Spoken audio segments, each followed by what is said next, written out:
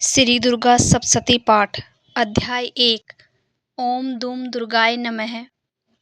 इस अध्याय में मेधा ऋषि का राजा सूरत और समाधि को भगवती की महिमा बताते हुए मधु कैटभ वध का प्रसंग सुनाना। भगवान विष्णु के सो जाने पर मधु और कैटभ को मारने के लिए कमल जन्मा ब्रह्मा जी ने जिनका स्तवन किया था, उन महाकाली देवी का मैं समन करता हूँ। वे अपने 10 हाथों में खड़, चक्कर, गदा, बाण, धनुष, परिघ, शूल, भूसंडी, मस्तक और शंख धारण करती है। उनके 3 नेत्र हैं। वे समस्त अंगों में दिव्य आभूषणों से विभूषित हैं। उनके शरीर की कांति नीलमणि के समान है तथा वे 10 मुख और 10 पैरों से युक्त हैं। मार्कंडेय जी बोले, सूर्य के पुत्र सारवणी जो 8वें मनु कहे जाते हैं, उनकी उत्पत्ति की कथा विस्तार पूर्वक कहता हूँ, सुनो।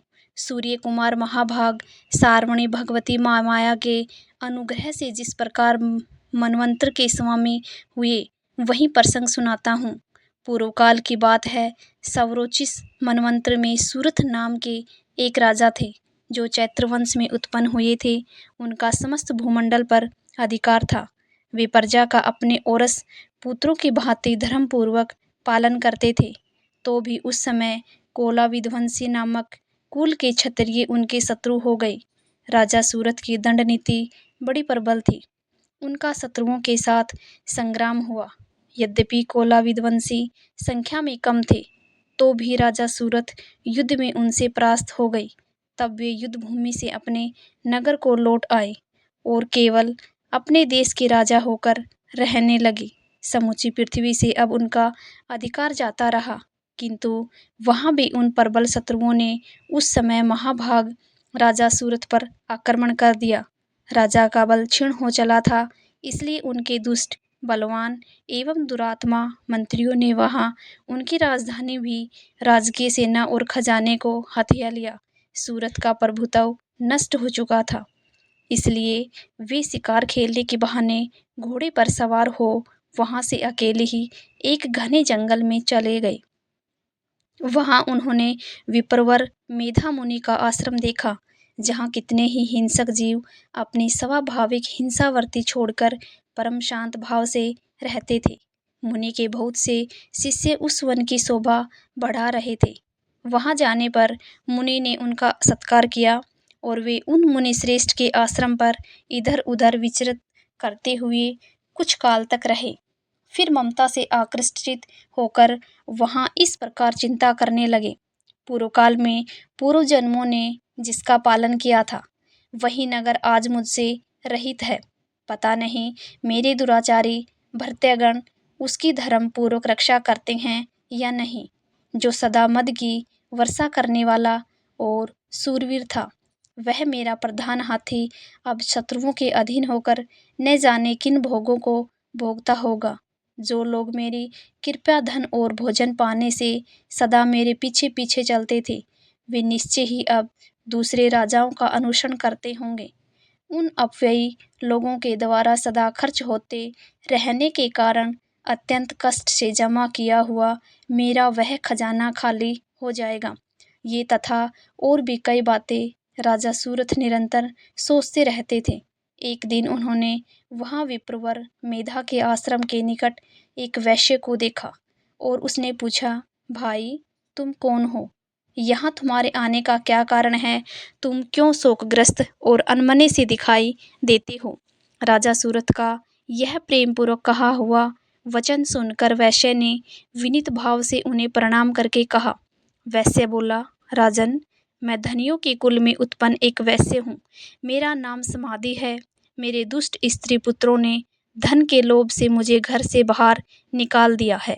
मैं इस समय धन, स्त्री और पुत्रों से वंचित हूँ। मेरे विश्वसनीय बंधुओं ने मेरा ही धन लेकर मुझे दूर कर दिया है, इसलिए दुखी होकर मैं वन में चला आया हूँ। यहाँ रहकर मैं इस बात को नहीं जानता कि मेरे पुत्रों की, स्त्री की और सब जनों की कुशल है या नहीं। इस समय घर में वे कुशल से रहते हैं अथवा उन्हें कोई कष्ट है। मेरे पुत्र कैसे हैं? क्या वे सदाचारी हैं अथवा दुराचारी हो गए हैं? राजा ने पूछा, जिन लोभी स्त्री पुत्र आदि ने धन के कारण तुम्हें घर से निकाल दिया, उनके प्रति तुम्हारे चित्त में इतना स्नेह का बंधन क्यों है? वैसे बोला, आप मेरे विषय में जैसी बात कहते हैं वह सब ठीक है, किंतु क्या करूं, मेरा मन निष्ठुरता नहीं धारण करता। जिन्होंने धन के लोभ में पकड़कर पिता के प्रति स्नेह, पति के प्रति प्रेम तथा आत्मीय जन के प्रति अनुराग को तिलांजलि दे दी, मुझे घर से निकाल दिया है, उन्हीं के प्रति मेरे हृदय में इतना स्नेह है। महामते, गुणहीन बंधुओं के प्रति भी जो मेरा चित्त इस प्रकार प्रेम मगन हो रहा है, यह क्या है? इस बात को मैं भी नहीं जान पाता। उनके लिए मैं लंबी सांसें ले रहा हूँ और मेरा हृदय अत्यंत दुखित हो रहा है। उन लोगों में प्रेम का सर्वथा अभाव है, तो भी उनके प्रति जो मेरा मन निष्ठुर नहीं हो पाता, उसके लिए क्या करूं?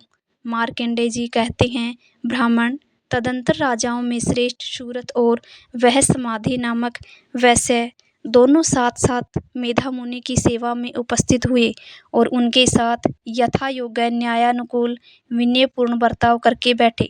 तत्पश्चात वैश्य और राजा ने कुछ वार्तालाप आरंभ किया। राजा ने कहा, भगवान, मैं आपसे एक बात पूछना चाहता हूँ, उसे बताइए। मेरा चित्त अपने अधीन न होने के कारण वह बात मेरे मन को बहुत दुख देती है। जो राज्य मेरे हाथ से चला गया है, उसमें और उसकी संपूर्ण अंगों में मेरी ममता बनी हुई है। मुनिश्रेष्ठ, यह जानते हुए भी कि वह मेरा नहीं है, अज्ञानी की भांति मुझे उसके लिए दुख होता है। यह क्या है?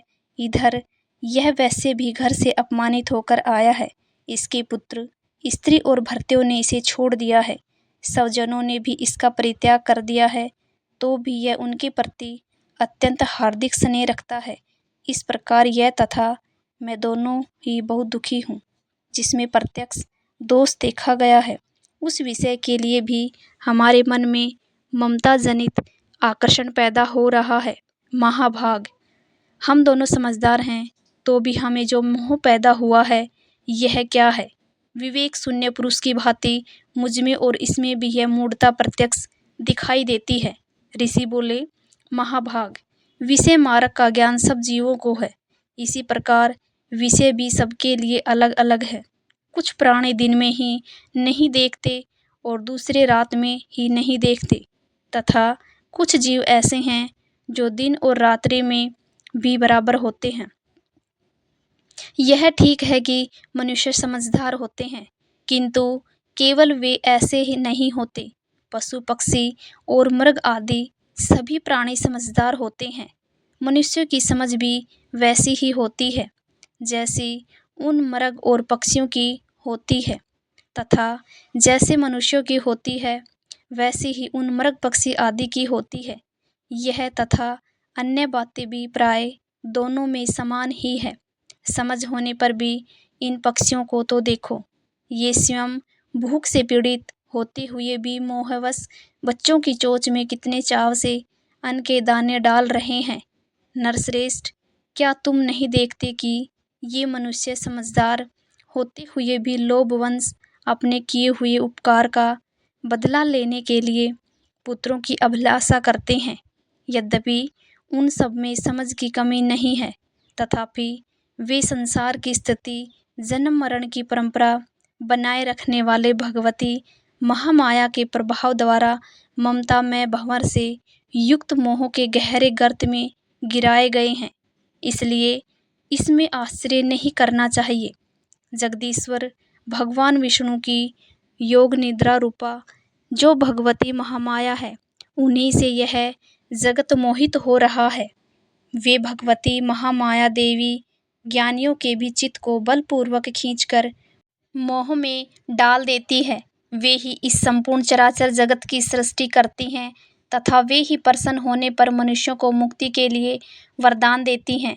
वे ही पराविद्या, संसार बंधन और मोक्ष की हेतुभूता सनातनी देवी तथा संपूर्ण ईश्वरों की भी अधीश्वरी है। राजा ने पूछा, भगवान, जिन्हें आप महामाया कहते हैं, वे देवी कौन है? हे ब्राह्मण, उनका आविर्भाव कैसे हुआ तथा उनके चरित्र कौन कौन हैं? ब्रह्मवेताओं में श्रेष्ठ महर्षि उन देवी का जैसा प्रभाव हो, जैसा स्वरूप हो और जिस प्रकार प्रादुर्भाव हो, वह सब मैं आपके मुख से सुनना चाहता हूँ। ऋषि बोले, राजन, वास्तव में तो वे देवी नित्य स्वरूपा ही है। संपूर्ण जगत उन्हीं का रूप है तथा उन्होंने समस्त विश्व को व्याप्त कर रखा है। तथापि उनका पारकट्य अनेक प्रकार से होता है, वह मुझसे सुनो। यद्यपि वे नित्य और अजन्मा है, तथापि जब देवताओं का कार्य सिद्ध करने के लिए प्रकट होती हैं, उस समय लोक में उत्पन्न हुई कहलाती हैं।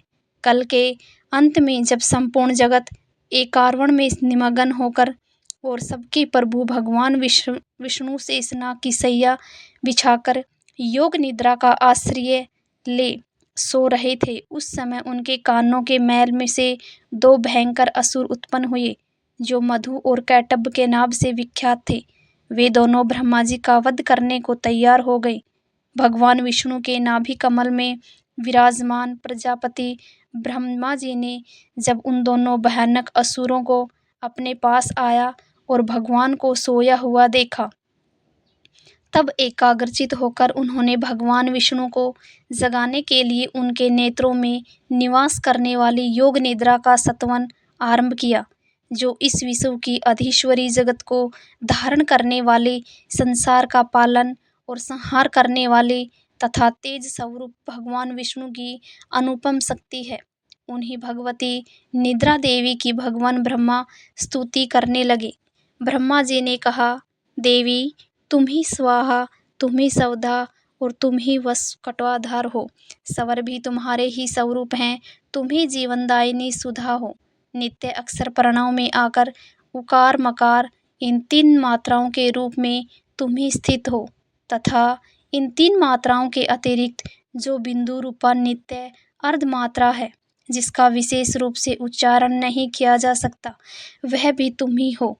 देवी, तुम ही संध्या, सावित्री तथा परम जननी हो। देवी, तुम ही इस विश्व ब्रह्मांड को धारण करती हो।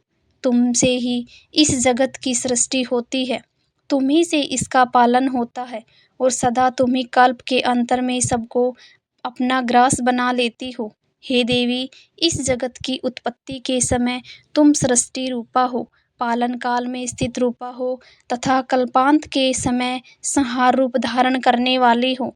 तुम ही महाविद्या, महामाया, महामेधा, महास्मृति, महामोहरूपा, महादेवी और महासुरी हो।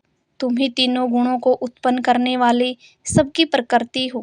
वह महारात्रि और महारात्रि भी तुम ही हो। तुम ही श्री, तुम ही ईश्वरी और तुम ही बोध स्वरूपा बुद्धि हो। लज्जा, पुष्टि, तुष्टि, शांति और क्षमा भी तुम ही हो। तुम खंडधारिणी, शूलधारिणी, घोर रूपा तथा गदा, चक्र, शंख और धनुष धारण करने वाली हो। बाण, भूसुंडी और परिघ ये भी तुम्हारे अस्त्र हैं। तुम सौम्य और सौम्यतर हो।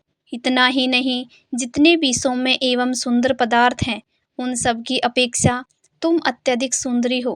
पर और अपर सबसे परे रहने वाली परमेश्वरी तुम ही हो। सर्वस्वरूपे देवी, कहीं भी सत असत रूप जो कुछ वस्तुएं हैं और उन सब की जो शक्ति है, वह तुम ही हो। ऐसी अवस्था में तुम्हारी स्तुति क्या हो सकती है, जो इस जगत की सृष्टि, पालन और संहार करते हैं। उन भगवान को भी जब तुमने निद्रा के अधीन कर दिया है, जब तुम्हारी स्तुति करने में यहाँ कौन समर्थ हो सकता है। मुझको, भगवान शंकर को अथवा भगवान विष्णु को भी तुमने ही शरीर धारण कराया है, अतः तुम्हारी स्तुति करने की शक्ति किसमें है। देवी, तुम तो अपने इन उदार प्रभावों से ही प्रशंसित हो। ये जो दोनों दुर्गुष असुर मधु और कैटभ हैं, इनको मुँह में डाल दो और जगदीश्वर भगवान विष्णु को शीघ्र ही जगा दो। साथ ही इनके भीतर इन दोनों महान असुरों को मार डालने की बुद्धि उत्पन्न कर दो। ऋषि कहते हैं, राजन, जब ब्रह्मा जी ने वहाँ मधु और कैटभ को मारने के उद्देश्य से भगवान विष्णु को जगाने के लिए तमोगुण की अधिष्ठात्री देवी योग निद्रा की इस प्रकार स्तुति की, तब वे भगवान के नेत्र, मुख, नासिका, बाहु, हृदय और वक्षस्थल से निकलकर अव्यक्त जन्मा ब्रह्मा जी की दृष्टि के समकक्ष खड़ी हो गई। योग निद्रा से मुक्त होने पर जगत के स्वामी भगवान जनार्दन उस एकावन के जल में शेषनाग की सैया से जाग उठे। फिर उन्होंने उन दोनों असुरों को देखा। वे दुरात्मा मधु और कैटभ अत्यंत बलवान तथा पराक्रमी थे और क्रोध से लाल आंखें किए ब्रह्मा जी को खा जाने के लिए उद्योग कर रहे थे। तब भगवान श्री हरि ने उठकर उन दोनों के साथ 5000 वर्षों तक केवल बाहु युद्ध किया। वे दोनों भी अत्यंत बल के कारण उन्मत्त हो रहे थे। इधर महामाया ने भी उन्हें मोह में डाल रखा था। इसलिए वे भगवान विष्णु से कहने लगे, हम तुम्हारी वीरता से संतुष्ट हैं, तुम हम लोगों से कोई वर मांगो। श्री भगवान बोले, यदि तुम दोनों मुझ पर प्रसन्न हो तो अब मेरे हाथ से मारे जाओ। बस इतना सा ही मैंने वर मांगा है, यहाँ दूसरे किसी वर से क्या लेना है। ऋषि कहते हैं, इस प्रकार धोखे में आ जाने पर जब उन्होंने संपूर्ण जगत में जल ही जल देखा, तब कमल नयन भगवान से कहा, जहाँ पृथ्वी जल में डूबी हुई न हो, जहाँ सूखा स्थान हो, वहीं हमारा वध करो। ऋषि कहते हैं, तब तथास्तु कहकर शंख चक्र और गदा धारण करने वाले भगवान ने उन दोनों के मस्तक अपनी जांघ पर रखकर चक्कर से काट डाले। इस प्रकार ये देवी महामाया ब्रह्मा जी की स्तुति करने पर स्वयं प्रकट हुई थी। अब पुनः तुमसे उनके प्रभाव का वर्णन करता हूँ, सुनो। इस प्रकार श्री मार्कंडेय पुराण में सार्वणिक मनवंतर की कथा के अंतर्गत देवी महात्म्य में मधु कैटभ वध नामक पहला अध्याय पूरा हुआ। जय माता दी। मिलते हैं दुर्गा सप्तशती पाठ अध्याय 2 और 3। या देवी सर्वभूतेषु ब्रह्मचारिणी रूपेण संस्थिता नमस्तस्यै नमस्तस्यै नमस्तस्यै नमो नमः। माता रानी आप सभी भक्तों की मनोकामना पूर्ण करें। आज आप सभी राशन पान करेंगे दुर्गा सप्तशती पाठ का दूसरा और तीसरा अध्याय। इससे पहले मैं आपको बता दूं कि आप हमारे चैनल पर हर दिन नियम से माँ दुर्गा के जितने भी 9 स्वरूप हैं उनकी व्रत कथा सुन सकते हैं। प्रेम से बोलिए जय माता दी। इस अध्याय में देवताओं के तेज से देवी का प्रादुर्भाव और महिषासुर की सेना का वध। ऋषि कहते हैं, पूर्व काल में देवताओं और असुरों में पूरे 100 वर्षों तक घोर संग्राम युद्ध हुआ था। उसमें असुरों का स्वामी महिषासुर था और देवताओं के नायक इंद्र थे। उस युद्ध में देवताओं की सेना महाबली असुरों से परास्त हो गई। संपूर्ण देवताओं को जीतकर महिषासुर इंद्र बन बैठा। तब पराजित देवता प्रजापति ब्रह्मा जी को आगे करके उस स्थान पर गए जहाँ भगवान शंकर और श्री हरि विष्णु विराजमान थे। देवताओं ने महिषासुर के पराक्रम तथा अपनी पराजय का यथावत वृत्तांत उन दोनों देवेश्वरों से विस्तार पूर्वक कह सुनाया। देवता बोले, भगवान महिषासुर सूर्य, इंद्र, अग्नि, वायु, चंद्रमा, यम, वरुण तथा अन्य देवताओं के भी अधिकार छीनकर स्वयं ही सबका अधिष्ठाता बना बैठा है। उस दुरात्मा महिषासुर ने समस्त देवताओं को स्वर्ग से निकाल दिया है। अब वे मनुष्यों की भांति पृथ्वी पर विचरते हैं। दैत्यों की यह सारी करतूत हमने आप लोगों से कह सुनाई। अब हम आपकी ही शरण में आए हैं, उसके वध का कोई उपाय सोचिए। इस प्रकार देवताओं के वचन सुनकर भगवान विष्णु और शिव दैत्यों ने बड़ा क्रोध किया। उनकी भौहें तन गई और मुंह टेढ़ा हो गया। तब अत्यंत कोप में भरे हुए चक्रपाणि श्री विष्णु के मुख से एक महान तेज प्रकट हुआ। उसकी प्रकार ब्रह्मा, शंकर तथा इंद्र आदि अन्य देवताओं के शरीर से भी बड़ा भारी तेज निकला। वह सब मिलकर एक हो गया। महान तेज का वह पुंज जाज्वल्यमान पर्वत सा जान पड़ा। देवताओं ने देखा, वहाँ उसकी ज्वालाएं संपूर्ण दिशाओं में व्याप्त हो रही थी। संपूर्ण देवताओं के शरीर से प्रकट हुए उस तेज की कहीं तुलना नहीं थी। एकत्रित होने पर वह एक नारी के रूप में परिणित हो गया और अपने प्रकाश से तीनों लोकों में व्याप्त जान पड़ा। भगवान शंकर का जो तेज था, उससे उस देवी का मुख प्रकट हुआ। यमराज के तेज से उसके सिर में बाल निकल आए। श्री विष्णु भगवान के तेज से उसकी भुजाएं उत्पन्न हुई। चंद्रमा के तेज से दोनों सतनों का और इंद्र के तेज से मध्य भाग का प्रादुर्भाव हुआ। वरुण के तेज से जंघा और पिंडली तथा पृथ्वी के तेज से नितंब भाग प्रकट हुआ। ब्रह्मा के तेज से दोनों चरण और सूर्य के तेज से उसकी अंगुलियां हुई।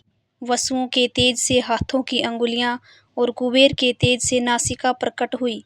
उस देवी के दांत प्रजापति के तेज से और तीनों नेत्र अग्नि के तेज से प्रकट हुए थे। उसकी भौहें संध्या के और कान वायु के तेज से उत्पन्न हुए थे। इसी प्रकार अन्यान्य देवताओं के तेज से भी उस कल्याणमयी देवी का आविर्भाव हुआ। तदनंतर समस्त देवताओं के तेज पुंज से प्रकट हुई देवी को देखकर महिषासुर के सताए हुए देवता बहुत प्रसन्न हुए। पिनाकधारी भगवान शंकर ने अपने शूल से एक शूल निकालकर उन्हें दिया। फिर भगवान विष्णु ने भी अपने चक्र से चक्र उत्पन्न करके भगवती को अर्पण किया। वरुण ने भी शंख भेंट किया। अग्नि के उन्हें शक्ति दी। वायु ने धनुष तथा बाण से भरे हुए 2 तरकस प्रदान किए।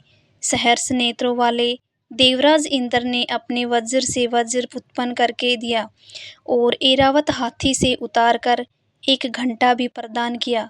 यमराज ने कालदंड से दंड, वरुण ने पाश, प्रजापति ने स्फटिकाक्ष की माला तथा ब्रह्मा जी ने कमंडलू भेंट किया। सूर्य ने देवी के समस्त रोमकूपों में अपनी किरणों का तेज भर दिया। काल ने उन्हें चमकती हुई ढाल और तलवार दी। सिर समुद्र से उज्ज्वल हार तथा कभी जीर्ण न होने वाले 2 दिव्य वस्त्र भेंट किए। साथ ही उन्होंने दिव्य चूड़ामणि, 2 कुंडल, कड़े उज्ज्वल अर्धचंद्र, सब बाहुओं के लिए केयूर, दोनों चरणों के लिए निर्मल नुपुर, गले की सुंदर हंसली और सब उंगलियों में पहनने के लिए रत्नों की बनी अंगूठियां भी दी। विश्वकर्मा ने उन्हें अत्यंत निर्मल फरसा भेंट किया। साथ ही अनेक प्रकार के अस्त्र और अभेद कवच दिए। इनके सिवा मस्तक और वक्ष स्थल पर धारण करने के लिए कभी न कुम्हलाने वाले कमलों की मालाएं दी। जल्दी ने उन्हें सुंदर कमल का फूल भेंट किया।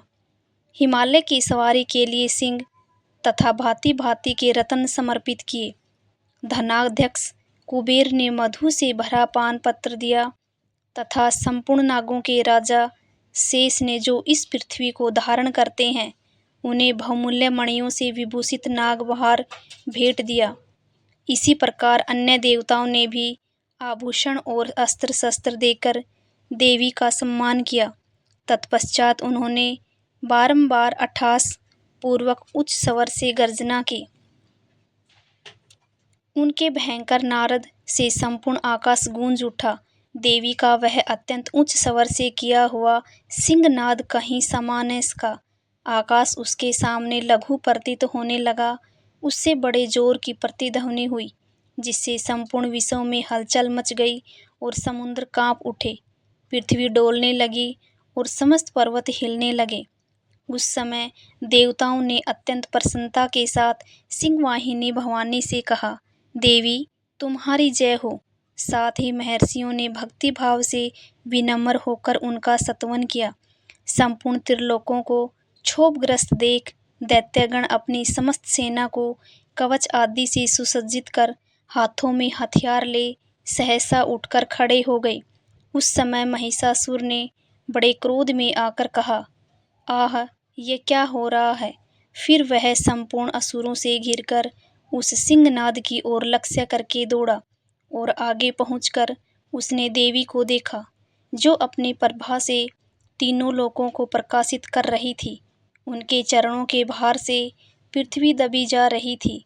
माथे के मुकुट से आकाश में रेखा से खींच रही थी तथा वे अपने धनुष के टंकार से सातों पातालों को क्षुब्ध किए देती थी। देवी अपनी हजारों भुजाओं से संपूर्ण दिशाओं को आच्छादित करके खड़ी थी। तदंतर उनके साथ दैत्यों का युद्ध छिड़ गया। नाना प्रकार के अस्त्र शस्त्रों के प्रहार से संपूर्ण दिशाएं उदासित होने लगी। चिक्षुर नामक महान असुर महिषासुर का सेना नायक था। वह देवी के साथ युद्ध करने लगा। अन्य दैत्यों की चतुरंगिणी सेना साथ लेकर चामर भी लड़ने लगा। 60,000 रथियों के साथ आकर उदग्र नामक महादैत्य ने लोहा लिया। 1 करोड़ रथियों को साथ लेकर महाहनु नामक दैत्य युद्ध करने लगा, जिसके रोए तलवार के समान दिखे थे। वह असीलोमा नाम का महादैत्य 5 करोड़ रथी सैनिकों सहित युद्ध में आ डटा। 60 लाख रथियों से घिरा हुआ बाष्कल नामक दैत्य भी उस युद्ध भूमि में लड़ने लगा। परिवारित नामक राक्षस हाथी सवार और घुड़सवारों के अनेक दलों तथा 1 करोड़ रथियों की सेना लेकर युद्ध करने लगा। बिडाल नामक दैत्य ने 5 अरब रथियों से घिरकर लोहा लेने लगा। इनके अतिरिक्त और भी हजारों महादैत्य रथ, हाथी और घोड़ों की सेना साथ लेकर वहां देवी के साथ युद्ध करने लगे। स्वयं महिषासुर उस रणभूमि में कोटि कोटि सहस्त्र हाथी और घोड़ों की सेना से घिरा हुआ खड़ा था। वे दैत्य देवी के साथ तोमर, भिंदीपाल, शक्ति, मुसल, खड़, परशु आदि अस्त्र शस्त्रों का प्रहार करते हुए युद्ध कर रहे थे। कुछ दैत्यों ने उन पर शक्ति का प्रहार किया, कुछ लोगों ने पासे फेंके तथा कुछ दूसरे दैत्यों ने खड़ प्रहार करके देवी को मार डालने का उद्योग किया। देवी ने भी क्रोध में भरकर खेल खेल में ही अपने अस्त्र शस्त्रों की वर्षा करके दैत्यों के वे समस्त अस्त्र शस्त्र काट डाले। उनके मुख पर परिश्रम या थकावट का रंच मात्र भी चिन्ह नहीं था। देवता और ऋषि उनकी स्तुति करते थे और वे भगवती परमेश्वरी दैत्यों के शरीरों पर अस्त्र शस्त्रों की वर्षा करती रही। देवी का वाहन सिंह भी क्रोध में भरकर गर्दन के बालों को हिलाता हुआ असुरों की सेना में इस प्रकार विचरण करने लगा, मानो वनों में दावानल फैल रहा हो। रणभूमि में दैत्यों के साथ युद्ध करती हुई अंबिका देवी ने जितने निश्वास छोड़े, वे सभी तत्काल सैकड़ों हजारों गणों के रूप में प्रकट हो गए और परशु, भिंदीपाल, खड्ग तथा पटिश आदि अस्त्रों द्वारा असुरों का सामना करने लगे। देवी की शक्ति से बढ़े हुए वे गण असुरों का नाश करते हुए नगाड़ा और शंख आदि बाजे बजाने लगे। उस संग्राम महोत्सव में कितने ही गण मृदंग बजा रहे थे। तदंतर देवी ने त्रिशूल से, गदा से, शक्ति की वर्षा से और खड़ आदि से सैकड़ों महादैत्यों का संहार कर डाला। कितनों को कंटे के भयंकर नाद से मूर्छित करके मार गिराया। बहुतेरे दैत्यों को पास से बांधकर धरती पर घसीटा। कितने ही दैत्य उनकी तीखी तलवार की मार से 2-2 टुकड़े हो गए। कितने ही गदा की चोट से घायल हो धरती पर सो गए। कितने ही मुसल की मार से अत्यंत आहत होकर रक्त वमन करने लगे। कुछ दैत्य शूल से छाती फट जाने के कारण पृथ्वी पर ढेर हो गए। उस रणांगण में बाण समूह की वृष्टि से कितने ही असुरों की कमर टूट गई। बाज की तरह झपटने वाले देव पीड़क दैत्यगण अपने प्राणों से हाथ धोने लगे। किन्हीं की बाहें छिन भिन हो गई, कितनों की गर्दनें कट गई। कितने ही दैत्यों के मस्तक कट कट कर गिरने लगे। कुछ लोगों के शरीर मध्य भाग में ही विदीर्ण हो गए। कितने ही महादैत्य जांघें कट जाने से पृथ्वी पर गिर पड़े। कितनों को ही देवी ने एक बाह, एक पैर और एक नेत्र वाले करके 2 टुकड़ों में चीर डाला। कितने ही दैत्य मस्तक कट जाने पर गिरकर फिर उठ जाते और केवल धड़ के रूप में ही अच्छे अच्छे हथियार हाथ में ले देवी के साथ युद्ध करने लगते थे। दूसरे कबंध युद्ध के बाजों की लय पर नाचते थे। कितने ही बिना सिर के धड़, हाथों में खड्ग, शक्ति और ऋषि लिए दौड़े थे तथा दूसरे दूसरे महादैत्य ठहरो ठहरो यह कहते हुए देवी को युद्ध के लिए ललकारते थे। जहाँ वह घोर संग्राम हुआ था, वहाँ की धरती देवी के गिराए हुए रथ, हाथी, घोड़े और असुरों की लाशों से ऐसी पट गई थी कि वहाँ चलना फिरना असंभव हो गया था। दैत्यों की सेना में हाथी, घोड़े और असुरों के शरीरों से इतनी अधिक मात्रा में रक्तपात हुआ था कि थोड़ी देर में वहाँ खून की बड़ी बड़ी नदियाँ बहने लगी। जगदम्बा ने असुरों की विशाल सेना को क्षण भर में नष्ट कर दिया। ठीक उसी तरह जैसे तृण और काठ के भारी ढेर को आग कुछ ही क्षणों में भस्म कर देती है, और वह सिंह भी गर्दन के बालों को हिला हिलाकर जोर जोर से गर्जना करता हुआ दैत्यों के शरीर से मानो उनके प्राण छीन लेता था, वहां देवी के गणों ने भी उन महादैत्यों के साथ ऐसा युद्ध किया जिससे आकाश में खड़े हुए देवतागण उन पर बहुत संतुष्ट हुए और फूल बरसाने लगे।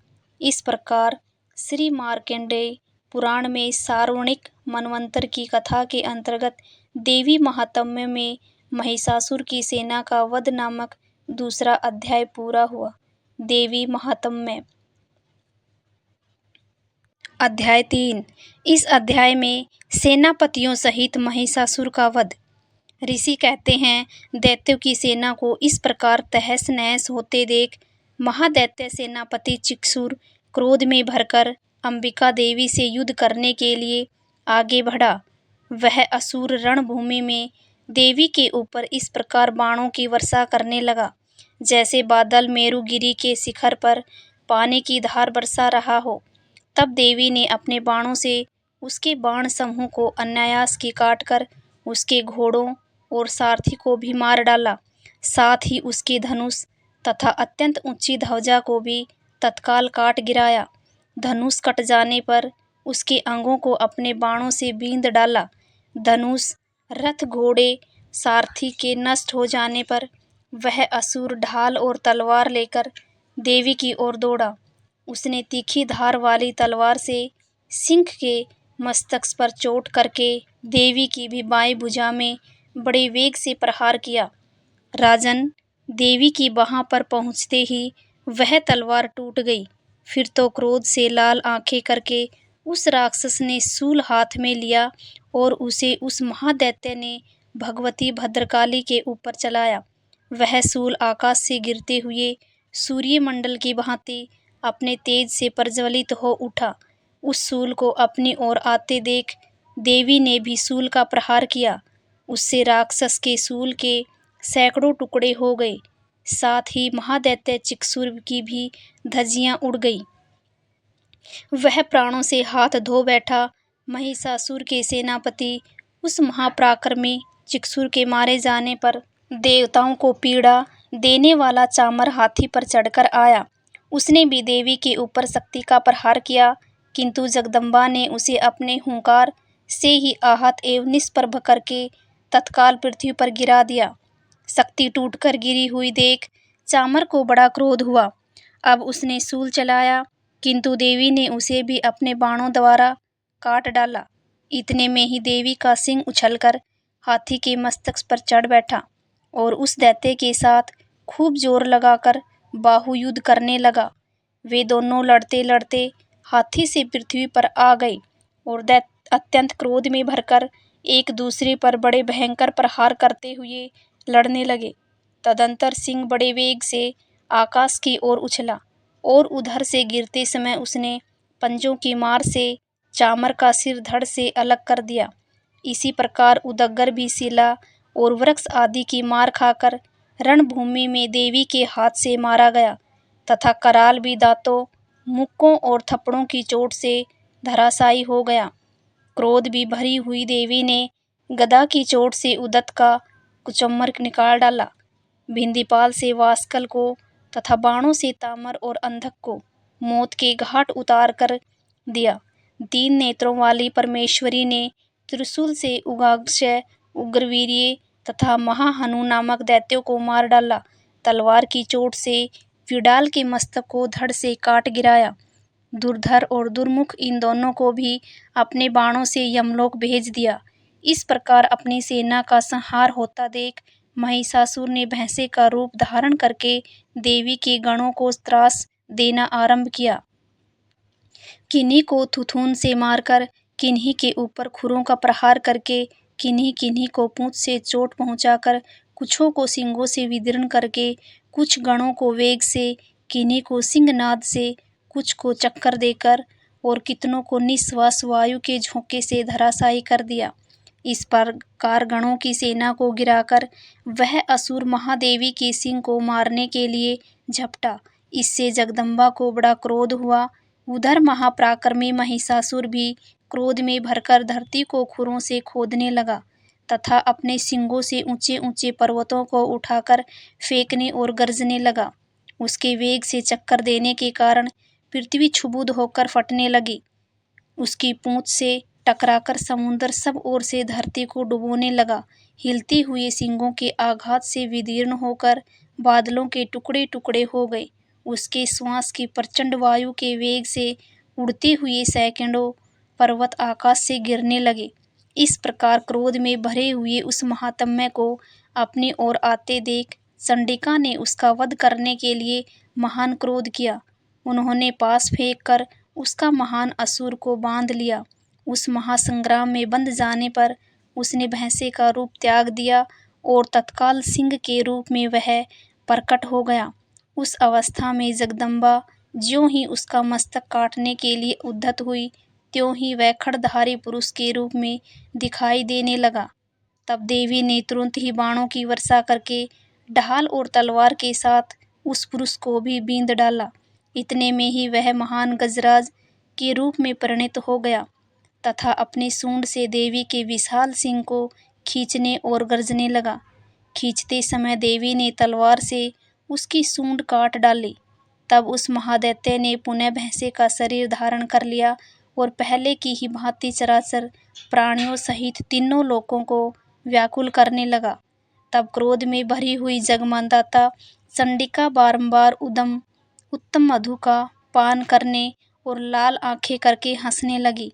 उधर वह बल और पराक्रम से मद से उन्मत्त हुआ राक्षस गरजने लगा और अपने सींगों से चंडी के ऊपर पर्वतों को फेंकने लगा।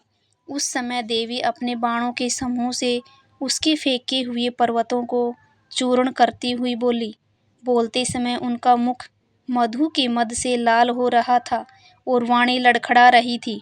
देवी ने कहा, ओ मूढ़, मैं जब तक मधु पीती हूँ तब तक तू क्षण भर के लिए खूब गरज ले। मेरे हाथ से यहीं तेरी मृत्यु हो जाने पर अब शीघ्र ही देवता भी गर्जना करेंगे। ऋषि कहते हैं, यो कहकर देवी उछली और उस महादैत्य के ऊपर चढ़ गई। फिर अपने पैर से उसे दबाकर उन्होंने शूल से उसके कंठ में आघात किया। उनके पैर से दबा होने पर भी महिषासुर अपने मुख से दूसरे रूप में बाहर होने लगा। अभी आधे शरीर से ही वह बाहर निकलने पाया था कि देवी ने अपने प्रभाव से उसे रोक दिया। आधा निकला होने पर भी वह महादैत्य देवी से युद्ध करने लगा। तब देवी ने बहुत बड़ी तलवार से उसका मस्तक काट गिराया। फिर तो हाहाकार करती हुई दैत्यों की सारी सेना भाग गई तथा संपूर्ण देवता अत्यंत प्रसन्न हो गए। देवताओं ने दिव्य महर्षियों के साथ दुर्गा देवी का स्तवन किया। गंधर्वराज गाने लगे तथा अप्सराएं नृत्य करने लगी। इस प्रकार श्री मार्कंडा में पुराण में सार्वणिक मनवंतर की कथा के अंतर्गत देवी महात्म्य में महिषासुर वध नामक तीसरा अध्याय पूरा हुआ। जय माता दुर्गा। कहानी को अंत तक सुनने के लिए आप सभी का बहुत बहुत धन्यवाद। आशा करती हूँ कि आपको ये कहानी पसंद आई होगी। अगर आपको ये कहानी पसंद आई है तो चैनल को सब्सक्राइब करें, वीडियो को लाइक करें और ज़्यादा से ज़्यादा शेयर करें।